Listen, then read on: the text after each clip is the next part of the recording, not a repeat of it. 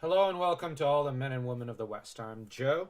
Today's discussion, as previously stated in the last video, will be about Aldarion and Erendis, and namely weighing in on this vastly controversial topic in the, Tolkien fellowship of sorts, of fans who side either with one or the other.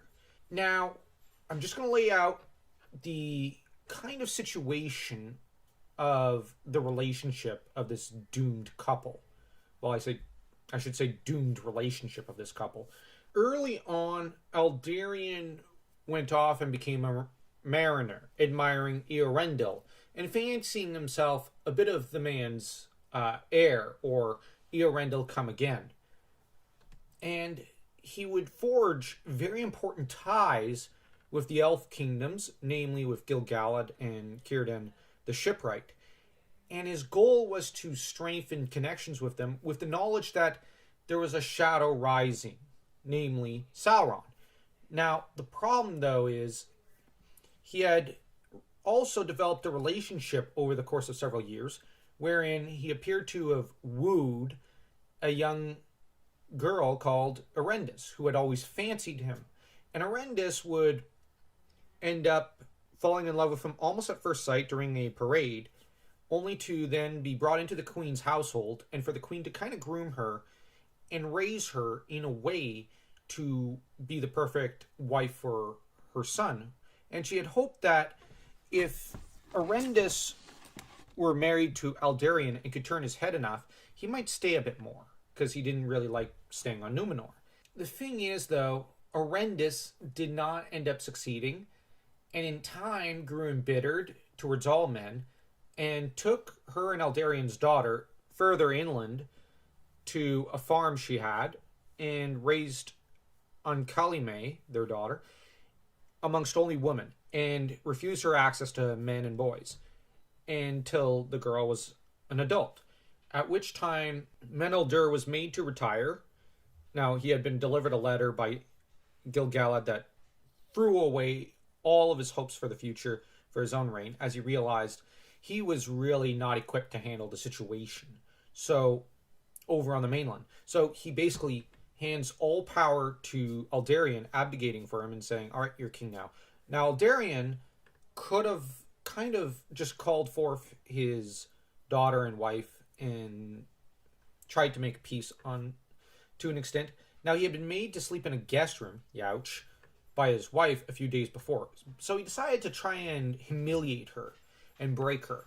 And he gets his dad to write a letter telling Erendis, send Ancalime over, and you are also ordered to come for the coronation of my son. Now, Erendis told him, no, I don't want to go, but I'll send Ancalime. Like, that's it, I'm done. I'm done with this feud. Now, Ancalime showed up, was present for the coronation. Aldarion is quoted as saying that he would have respected Erendis more had she fought her way in and said, hey, I'm queen, and been a total snob and shrew about it. But the thing is, this is one of Aldarion's many false statements. Whenever Erendis did comport herself in that manner, Aldarion was always quick to scold her, to humiliate her, and whatnot. He had a habit of scolding her and yelling at her anytime there was a fight.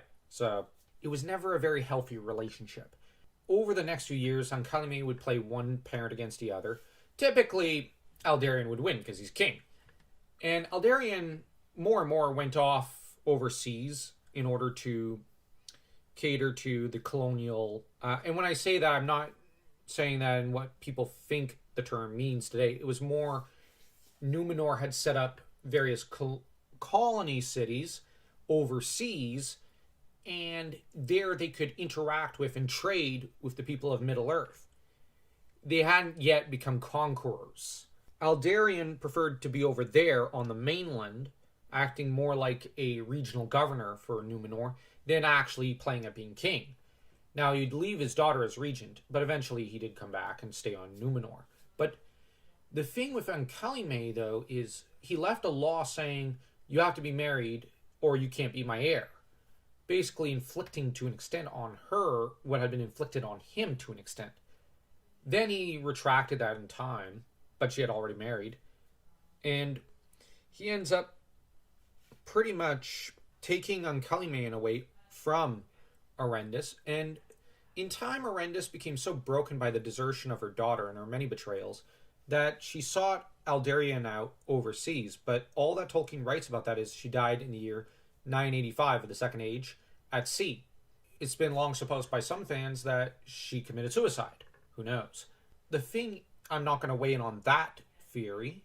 I'll make a separate video on that at a later date about it. But the key point here is Erendis did wrong by trying to raise her daughter to hate all men. That's insane. And Erendis took out all her anger and hurt that Aldarion had dealt out to her against the rest of humanity almost. And she sends away, for example, birds that were given to her at her wedding.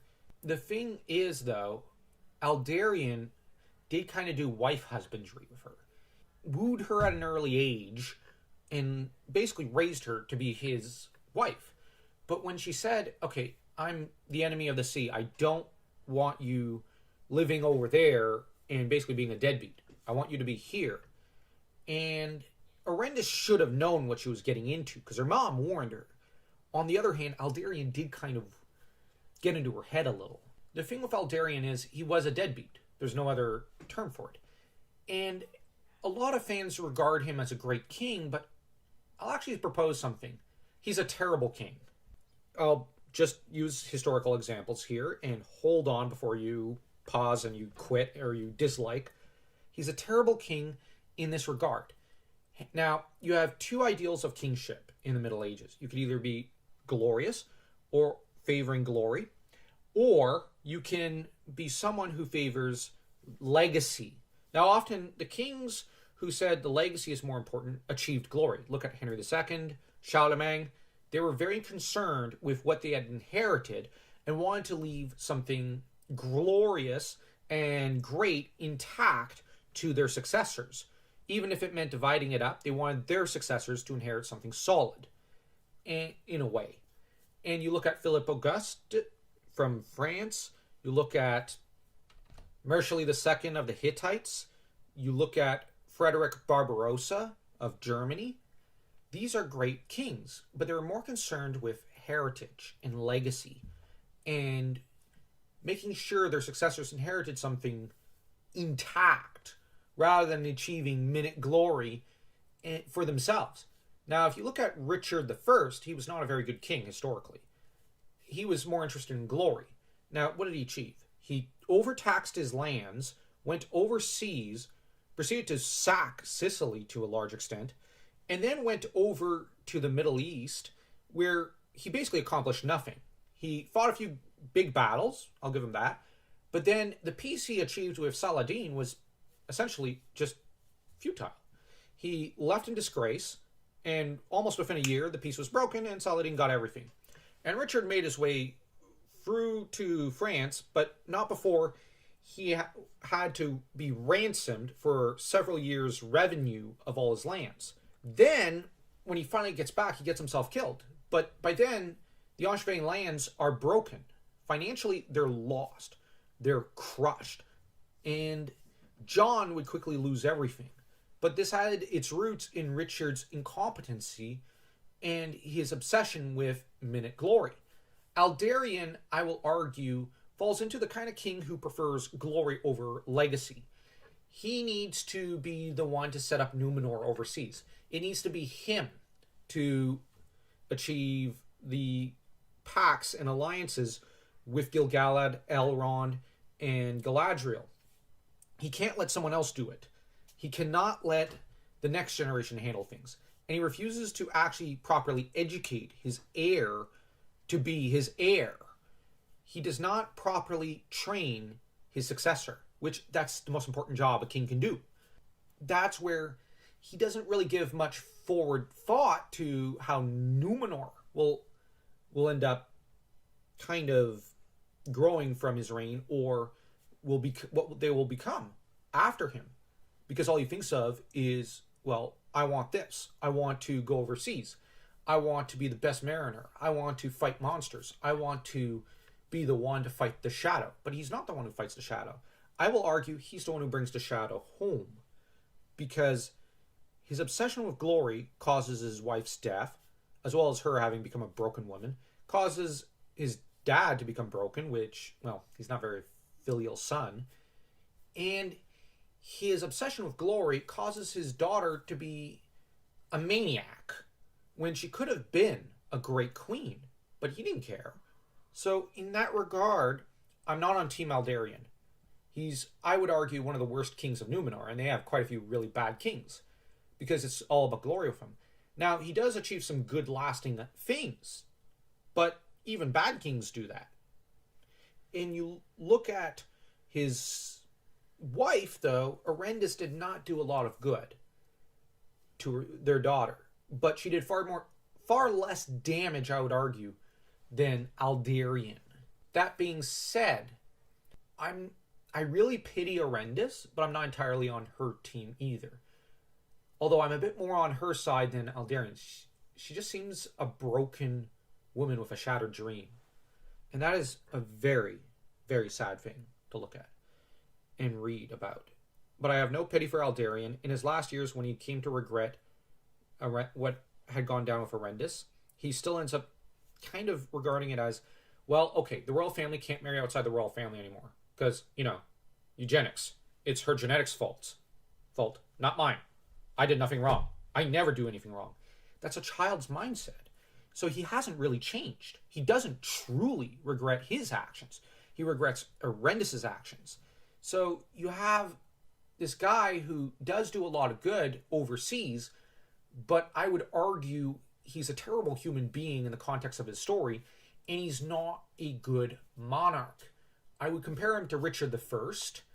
I'd also compare him to probably Louis VIII of France, who was obsessed with minute glory and died relatively quickly within his reign, about 3 years, I think, and left his son, St. Louis, a child king.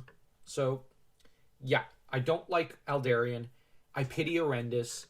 And the only person to really come out looking good is, I think, Menelder, Aldarion's dad, although he was a terrible father, because he should have disciplined his son and told him, no, you can't have everything your own way. But he kept giving in, which that's not how you do.